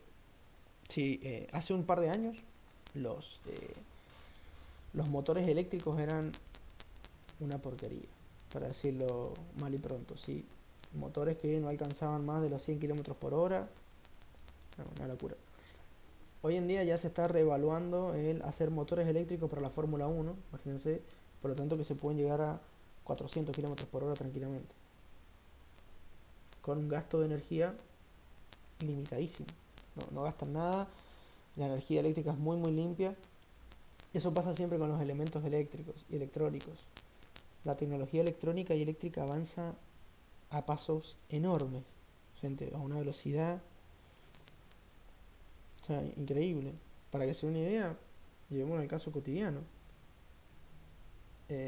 Hoy en día están vendiendo celulares que son mejor que mi computadora, por ejemplo. Yo sé que mi computadora tiene placa de video y demás. Los celulares hoy en día, es decir, en un tamaño de una notebook de 17 pulgadas, gigante, hoy en día han hecho un celular de 6 pulgadas donde entra todo. Lo mismo. ¿Sí? ¿Por qué? Porque todo se reduce, todo se hace más chiquito, se aprovecha el espacio, el rendimiento de la corriente eléctrica es buenísimo. Sí. El mercado eléctrico es el futuro de la tecnología, digamos, y de la energía hablando. ¿Cuál es el gran problema? Primero que nada, la forma de generar energía, que si bien las energías renovables son muy buenas, todavía tienen un problema de rendimiento. Por ejemplo, la energía solar, los paneles solares, no existe panel solar que aproveche más del 30% de la luz. El 70% de la luz la desperdicia. Eso es un problema. Pero bueno, tarde o temprano se van a llegar a fabricar buenos paneles solares. La energía eólica depende mucho de la zona, por ejemplo. Por lo tanto, el problema de la energía eléctrica es que en muchos países todavía se sigue generando de manera utilizando combustible, gas por lo general, ¿sí? Eso en primer lugar. En segundo lugar, la energía eléctrica tiene un gran problema y es el tema de las baterías.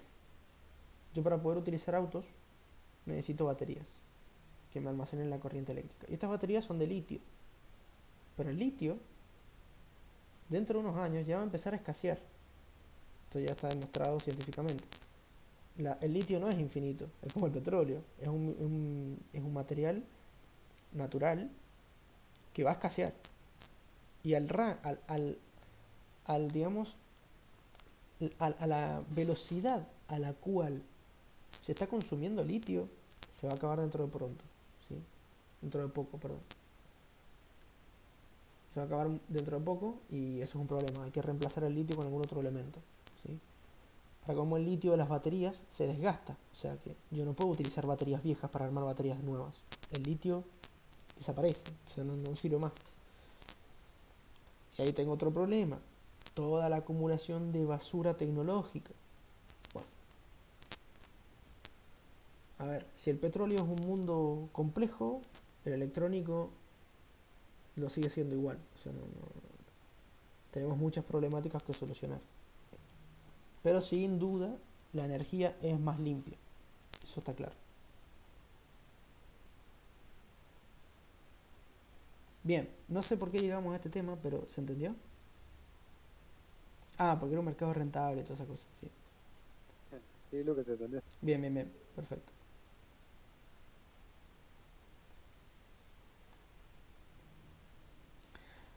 Una vez que ya hablamos de los mandriles, vamos a pasar a las válvulas, que son los elementos que van a,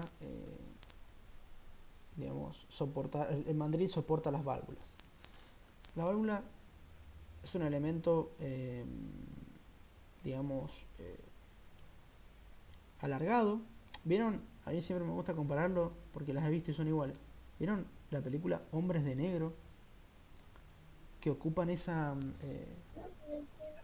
esta cosita flasheadora, no sé cómo se llama, no me acuerdo, el Sí. desneuralizador. ¿Sí? Bien, ese desneuralizador es igual a una válvula, son iguales, te lo juro, no es como un tubito de ensayo largo, así, de acero por supuesto, por eso digo que se parece mucho al desneuralizador,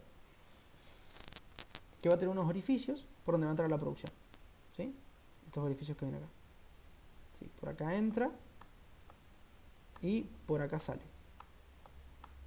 Ustedes me dirán, bueno, pero si entra y sale, como muy simple, porque por ahí entra, pero este vástago no va a subir y no va a dejar que pase la producción. Ahora les comento cómo funciona el tema del vástago, ¿sí?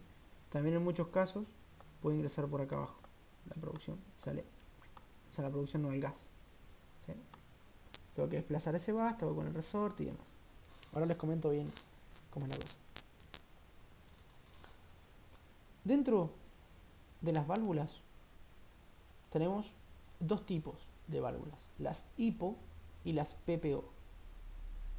Las válvulas HIPO son las válvulas operadas por la presión de inyección de gas. Es decir, yo las calibro y se van a abrir o se van a cerrar según la presión con la que yo inyecte el gas. Mientras que las PPO son válvulas operadas por la presión de producción. Por lo tanto, estas válvulas PPO realmente no dependen de la presión a la cual yo inyecto el gas, sino que más bien son una especie de válvulas automáticas que se van a abrir o se van a cerrar según lo necesite la producción, ¿sí? Básicamente viene por ese lado. A ver, hay todo un análisis de fuerzas, como ven acá, pero que no es necesario. Yo ni les he puesto las ecuaciones porque es una locura. Pero básicamente el fluido lo que hace es esto. Yo tengo una fuerza F1, que es la fuerza de ingreso del fluido, ¿sí? Esta fuerza del fluido tiene que vencer a esta fuerza del resorte, ¿sí? Y acá, bueno, también tengo la fuerza que ejerce la misma producción, pero que yo la tengo que vencer para poder entrar a lo que sería digamos, a lo que sería el tubing. No vamos a hacer análisis de fuerzas, no importa. La válvula es simple, tiene un resorte y yo tengo que vencer esa presión, ¿sí? O sea, esa fuerza que ejerce el resorte con presiones. ¿Con cuál? En la HIPO con la presión de inyección de gas, la PPO se vence con la presión propia de la producción. Y listo, ya está. Eso es todo lo que necesitan saber respecto de las válvulas. Para calibrarlas, estas válvulas tienen en la parte de arriba una especie de tornillo, ¿sí? Yo al mover ese tornillo, girarlo en un sentido o en otro, ajusto o desajusto, digamos, el, el resorte, ¿sí? Dándole más o menos elasticidad. Simple. Obviamente existe todo como dije, unas ecuaciones que me van a permitir ver cuánto ajuste le tengo que dar para contrarrestar cierta presión. Pero bueno, eso no vamos a entrar en detalles. Bien, me preguntan si esas válvulas pueden ser neumáticas o eléctricas. No, lamentablemente no. ¿Por qué? Porque para ser neumáticas tengo que bajar todos unos conductos de inyección de aceite o inyección de aire para que funcionen. Mientras que si son eléctricas tengo que bajar todo un cableado. Sí, podrían funcionar con baterías, pero se van a acabar muy rápido las baterías. Son válvulas mecánicas, son válvulas que funcionan con resortes porque tienen una gran vida útil. O sea, el resorte dura mucho tiempo, ¿sí? El resorte deja de durar cuando se oxida mucho, pero prácticamente no pasa, ¿entiendes? Así que son válvulas tipo mecánicas, accionadas mediante presiones, que tratan de vencer la fuerza que ejerce el resorte, nada más, ¿sí? Bien, ¿se entendió? Sí. Perfecto, Sí, Luca, muy buena explicación. perfecto, perfecto. A ver, como dije, creo que ustedes en la teoría tienen el análisis de fuerzas. Si le quieren dar una mirada, déjenlo. Eh, dudo mucho que sean las personas que tengan que calcular todas esas fuerzas. En caso de que ustedes trabajen en estas zonas de producción, seguramente son las personas que tengan que sacar todas las herramientas y demás, y le van a decir, mira, le tenés que dar una vuelta y media al tornillo, ya está. Sí. Se le da una vuelta y media y listo. En caso de que llegasen después a la parte de los cálculos en sus trabajos, se los van a enseñar, no se hagan problema de eso, porque es más, lo van a tener anotado en una hoja, porque los cálculos, acordarse la memoria es una locura. Con el tiempo se los van a ir aprendiendo, pero bueno. Entonces, hay otro dispositivo que es el control de inyección. ¿Cómo controlo yo la inyección? Controlando las presiones, básicamente, porque estamos hablando de gas. Si el gas, controlar caudal de gas no tiene sentido, porque el gas es compresible, entonces puede tener mayor o menor presión y eso me va a afectar directamente el caudal. Es un problema, es un problema. Entonces, yo lo que hago para controlar el gas es controlar la presión. Puedo controlar la presión por tubing o puedo controlar la presión por la entrecolumna. Controlando la presión del tubing, lo que hago básicamente es controlar la presión de producción. Controlando la presión por entrecolumna, que es esta, lo que yo hago básicamente es controlar la presión de inyección del gas. Simple. ¿Sí? En función de estas presiones, a ver, ¿cuál ocupo? Va a depender básicamente del tipo de válvulas que tengamos. Si tenemos PPO, voy a usar este. Si tenemos HIPO, voy a usar este. ¿Sí? Y ya por último, esto es lo último que vamos a ver. Tenemos antes que nada les quiero comentar algo antes que me olvide. Van a tener este dibujo en el cuestionario para completar con los nombres. Y los nombres no van a ser los mismos. Pero por favor, les pido que tengan, esto ya se los comento porque varios grupos atrás me han dicho, profe, pero no son las mismas. Bueno, hay que tener un poquito de criterio. Por ejemplo, en vez de tubería de producción, van a tener la palabra tubing para arrastrar. Es lo mismo, ¿sí? El tubing de producción es lo mismo que la tubería de producción. Tal vez en vez de decir línea de gas, dice entrada de gas. Es lo mismo, ¿se entiende? Así que por favor, un poquito de... No es que los estoy retando, solamente les estoy avisando que se van a Un encontrar con poquito estas de cosas. lógica, Lucas. Es un poquito de criterio, claro. Sí, o sea, si dice tubing en vez de tubería de producción, ustedes saben que es lo mismo. El tubing y la tubería de producción son lo mismo. Sí. Bien. Entonces, se los comento para que tengan, digamos, en cuenta esto a la hora de hacer el cuestionario. ¿Sí?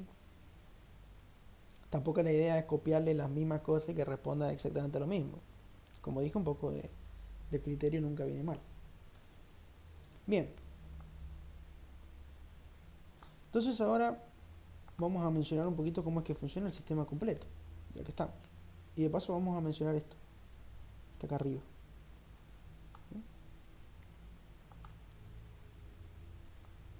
Primero que nada, ya que estamos, se los voy a preguntar ahora. ¿A qué les hace acordar esta instalación de acá arriba?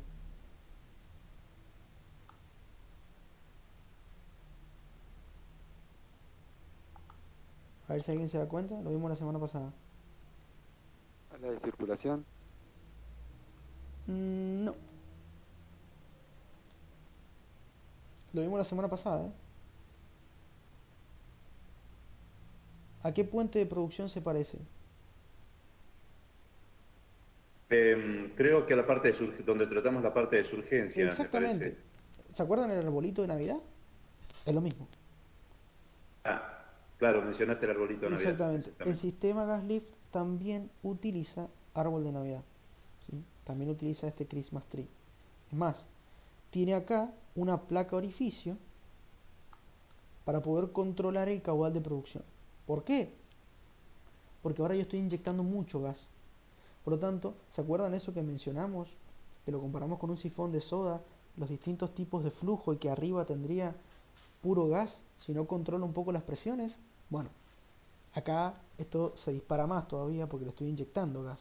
Entonces, tengo muchas probabilidades de que el sistema pierda presión, todo el gas se libere, me entorpezca un poco la producción, así que tengo que colocar una placa orificio para controlar esa liberación de gas. Eso es muy importante en el gas lift y en su urgencia natural.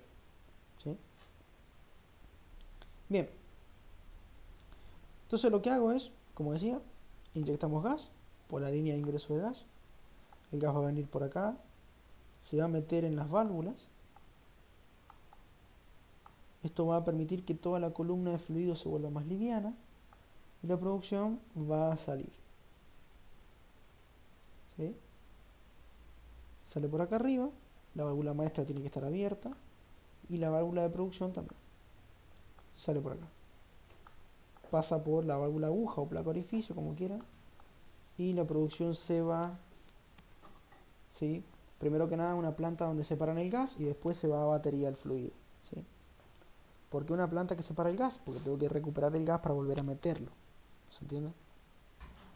Y el líquido sigue, se va, se manda para la parte de producción, para la parte de tratamiento de fluido. Lucas, lo que vos mencionabas, lo que es Sí, parecido al kick line y choke line, digamos, que permite sacar y poner. en realidad no. Parecido, digamos, en cuanto Eh, al arbolito, ¿no? Lo que me mencionaste. a ver, el choke line y el kill line tengan cuidado porque pertenece a la parte de perforación, ¿sí? El árbol de Navidad es distinto. Yo la semana pasada se los expliqué. El árbol de Navidad no está diseñado para meter cosas. Sí, es verdad que tiene una válvula de ahogue por las dudas, ¿sí? Pero el shockline tiene una función distinta porque me permite controlar las presiones de fondo cuando yo estoy haciendo cambio de fluido en un pozo y demás. Esto solamente produce, ¿sí? Esto es igual al arbolito de Navidad. Tengo unas válvulas maestras que me cortan la producción, unas válvulas de puente de producción que son estas, que controlan la salida de fluido, una válvula de venteo por las dudas acá arriba, ¿sí? También de pistoneo para cuando tengo que pistonear el pozo a veces, y acá, que no aparece, tengo, bueno, en este caso tengo el medidor de presión, pero también se tiene otra válvula, que es la válvula de ahogue de pozo en caso de que las urgencias se descontrole. Pero eso acá en el gas lift no funciona. ¿Por qué? Porque es simple, yo le corto el gas y deja de producir. En cambio en la otra no tengo gas, así que si se descontrola la producción, yo tengo que sí o sí ahogarlo, digamos. Pero, a ver, en el petróleo se van a encontrar muchas veces con la palabra manifold. El manifold es un cuadro de válvulas, es decir, es un conjunto de válvulas y caños. Pero hay manifold de surgencia, que son el choke line y el kill line. Hay manifold de producción, que es esto, ¿sí? Que por lo general se le llama puente de producción. Eh, Después está el manifold de transporte, que es otro manifold, pero son todos parecidos. Pero que cumplen funciones distintas. Ojo con eso. ¿Sí?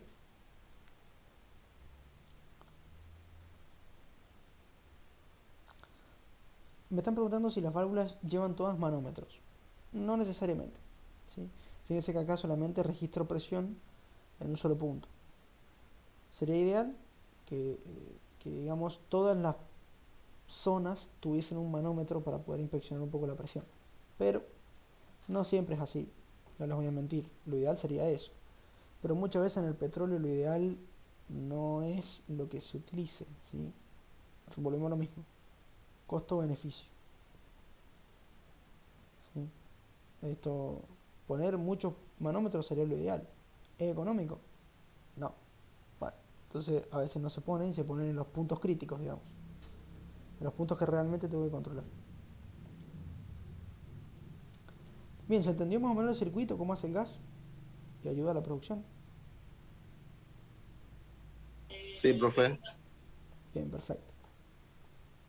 Sí, Lucas, sí.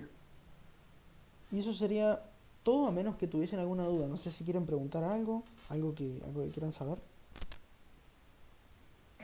No, mecánicamente mostraste las diferencias de qué Sí, cumple cada cosa. Yo al menos de mi parte, no, mis compañeros no, ni idea. bien. Lucas, Sí, una consulta, fuera ahora de lo que estamos hablando. Este, ¿Nuestro trabajo sería ser como tipo asistente de un técnico, de un ingeniero o no? a ver, depende del trabajo que vayan a entrar. Esto es así, ¿se entiende? Por ejemplo, si ustedes van a un yacimiento y están trabajando en la parte de producción, lo primero que los van a meter, por lo general, es en la parte de mantenimiento, ¿sí? Recorredor de pozo, todas esas cosas, ¿sí? El tema es que con el tiempo el recorredor de pozo empieza a ganar cierta jerarquía, ¿sí? Cierto conocimiento, y lo van traspasando de áreas, ¿sí? Podemos ser tal vez recorredores de pozo, lo que pasa es que dentro de los recorredores de pozo también hay muchas jerarquías.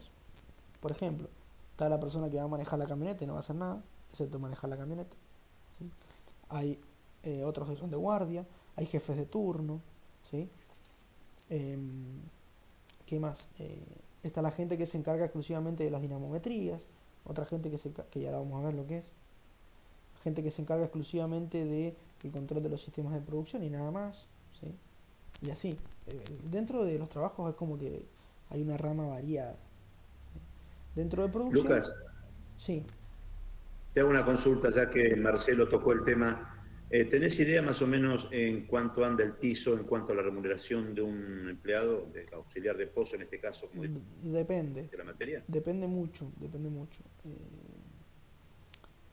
Yo con que haga laburo, Realmente depende mucho de la tarea y del rango, pero tal vez algún asistente de producción porque esto todo también es por convenio petrolero. Ustedes si buscan el convenio petrolero de su provincia, van a saber más o menos cuánto se cobra en cada provincia, porque también depende de eso, la zona. Acá en Mendoza tal vez un ayudante de pozo esté entre los 70, 80 mil pesos, más o menos de bruto, ¿sí? De bruto. Es decir, a eso tienen que descontarle aproximadamente el 20%, que sería lo ¿Eso que es, le... eso es por quincena o por mes? Eso creería que es por mes, ¿sí? Más o menos. En Mendoza, estoy hablando de Mendoza. La gente que es del sur no tiene comparación porque los sueldos son mucho más altos porque el costo de vida es más alto, ¿sí? Solo por eso. Eh, pero depende mucho de la tarea, ¿eh? Como les digo. Depende mucho de la tarea, el rango, la antigüedad. Hay algunos que pasan los 100, hay otros que ya los agarran impuestos a las ganancias, así que pasan los 175. Depende mucho, depende mucho digamos, el tipo de puesto, sueldo y demás. Zona en la que se trabaje. si, profe, y si nosotros mandamos currículo de acá a Mendoza, ¿te toman, digamos, siendo de acá de Buenos Aires? Y está medio complicado. Les van a exigir que se muden, seguramente. Si ustedes se mudan, no habría problema. Pero, Sí, no, eso sí. sí, sí. Por lo general, miren, yo por experiencia propia, eh, cuando he mandado currículum a Neuquén, por ejemplo, piden un domicilio de Neuquén. O sea, ellos ya piden que estés viviendo ahí para poder aspirar al trabajo. Ni siquiera te dicen, bueno, te puedes mudar. No, no, no. Piden que vivas en Neuquén, por ejemplo. ¿Sí? Es complicado a veces, porque irse a vivir a una provincia sureña, digamos, eh, con una mano atrás y otra adelante es un poco complicado porque los costos de vida son altos, son muy altos de verdad. En Neuquén, hoy en día, un monoambiente, lo digo por experiencia, tengo amigos viviendo ahí, un monoambiente les está saliendo por arriba de los 40 mil pesos de alquiler, ¿se entiende? Entonces, irse un mes así a la deriva para tratar de conseguir trabajo es tratar de juntar 100 mil pesos para poder alquilar el primer mes de un... ¿Por qué? Porque le van a cobrar firma de contratos, el arancel del mes, el mes adicional, y van a decir, uff, complicado esto.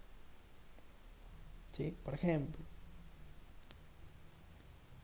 eh, para la gente de Buenos Aires, la ventaja que tiene la gente de Buenos Aires es que tienen las sedes empresariales en Buenos Aires. Eso está re bueno. Tal vez eh, no puedan aspirar viviendo en Buenos Aires a un trabajo de campo, pero sí a un trabajo administrativo dentro del petróleo que es bastante bueno también. Serían trabajos más de calculistas, o sea, gente que calcula cosas, que trabaja para los ingenieros de perforación, de producción y demás, que también podría ser. Ah, sí, profe, calculista, tendría que tomar otro curso. No, no, a ver, para calcular por lo general hace falta ser ingeniero, eso así de corto, pero podrían ayudar a alguien, ¿por qué no? Porque los ingenieros tienen muchos secretarios y ayudantes administrativos que... ¿Por qué? Porque tienen que manejar muchísimas cosas. Entonces,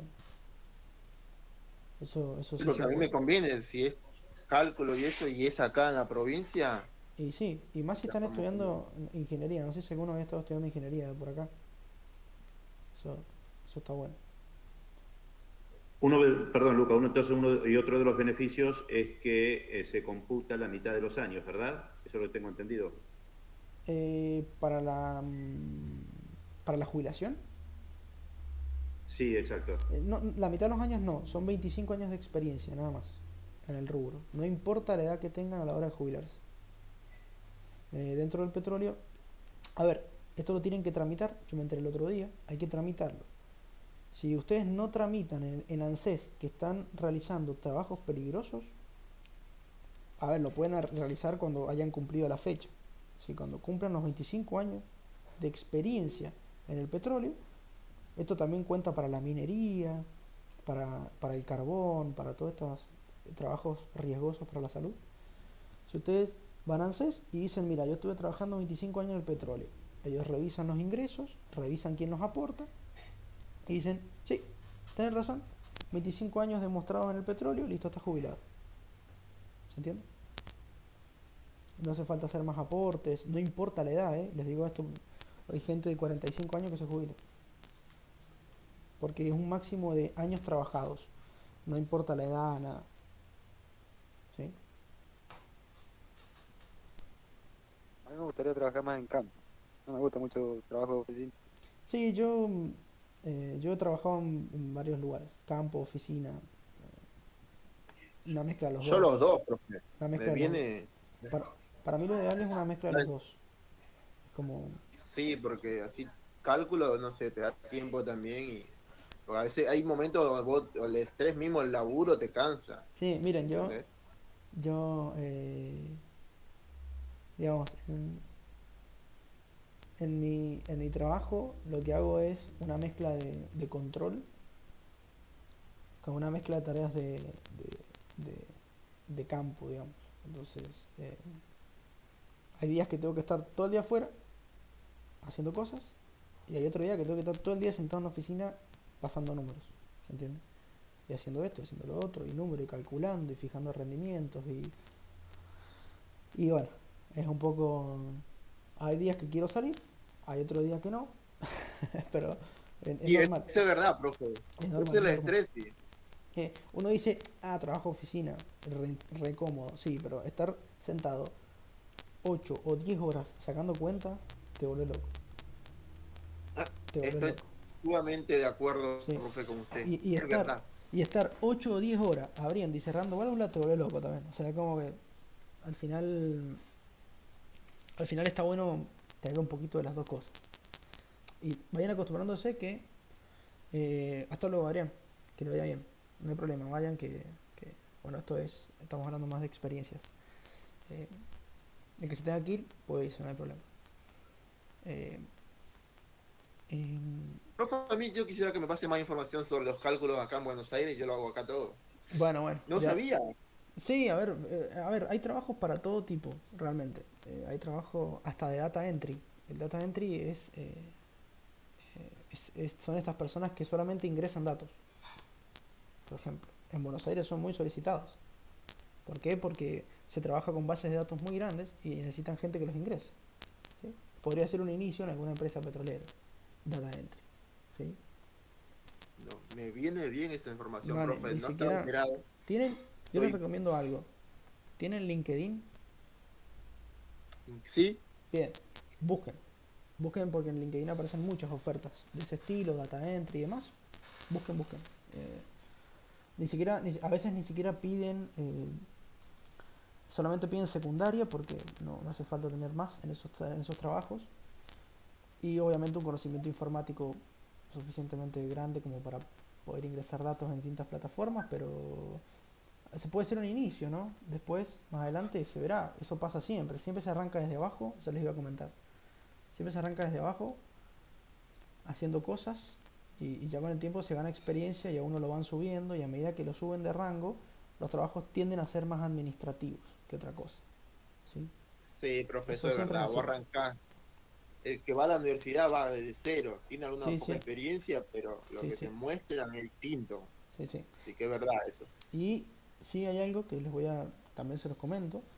No es lo mismo aquella persona que solamente tenga la secundaria hecha a aquella persona que tenga un título de educación superior. Es decir, aquella persona que tenga un título universitario, aquella persona que tenga un título técnico universitario o un terciario hecho, algo por el estilo, ya el piso de arranque es un poco más alto. ¿Sí? Por ejemplo, si ustedes son ingenieros, dando el ejemplo, suponiendo que hay alguien que estudia, no sé, eh, si ustedes son ingenieros, los van a llevar al campo y sí, les van a enseñar, les van a hacer cerrar válvulas 1 o 2 meses. Ya después los van a poner en un puesto alto. ¿Por qué? Porque son ingenieros y tienen los conocimientos suficientes como para poder adquirir ese puesto. Si los tienen 2 años cerrando y abriendo válvulas, no tiene sentido. ¿Se entiende? ¿Por qué? Porque cuando ellos buscan un ingeniero, buscan la cabeza del ingeniero, no buscan la fuerza del ingeniero. ¿Se entiende? Bueno, va por ese lado. A ustedes tal vez este curso los habilite y les da más conocimiento que otras personas. Eso está siempre bueno, porque, porque los pone en otra posición. Sí, a mí me cae gusto esto, no pude tener la oportunidad de estudiar ingeniería, Claro, pero sí, me he recibido de técnico en teoría de higiene, bien, estoy estudiando programación bien, bien. y bueno, Ah, me eso gusta también. bastante. La Uy, sí, programación. programación. Yo tengo problema con esa materia. Profe, escúchenme, estaba leyendo justo. Gente, programación tienen que saber. Hoy en día todos pensamos que lo tendrían que enseñar en las escuelas secundarias. Tienen que aprender programación. Sí, porque Sí, ceros o uno he sí, visto y te juro que hasta ahora sí, no le no. entiendo Tienen, nada. tienen que aprender programación. Es más, Si les recomiendo es más complejo todavía, Fernando. les recomiendo un lenguaje de programación, Python. ¿Sí? En realidad no es un lenguaje, Python. Sí, justo lo estamos viendo nosotros ese Bien, profe en la bien. universidad, porque Python es somos un muchos los que sistema, Python es un sistema de programación prácticamente intuitivo. Es buenísimo. Si ustedes conocen las bases de la programación, se van a poner a programar en Python y van a decir, esto es re fácil. Esto es fácil de hacer de verdad. Yo estuve en 2 semanas haciendo cosas en Python y ya le agarré la mano. Está bueno, está bueno. Es un muy buen sistema de programación. Hoy en día la mayoría de las aplicaciones de Google y demás se fabrican a través de Python, para que tengan una idea. Así que el No, yo Python, ahora lo que veo, o sea, en el tema de la universidad, más ahora es que es Medios Gráfico 2, que es un programa de Soli, que puedes sí, imprimirlo en 3D, que es hermoso. Puedes hacer todo lo que es plástico y hierro a nivel industrial y a nivel de casero, digamos. Si vos claro, te sí. armás uno, muy bueno, che. Sí, son programas de diseño industrial esos. Sí. Eso está ya más orientado a la parte de diseño industrial, pero sí, también. Bueno, gente, no sé si tienen alguna duda de lo que vimos, si no, ya los dejo libres así disfrutan del sábado. No, Lucas, muchas gracias por todo. Bueno, buenísimo, gente, que anden bien. Nos estaremos viendo la Hasta luego, semana que gracias, viene. profe. Chao, chao, que descansen.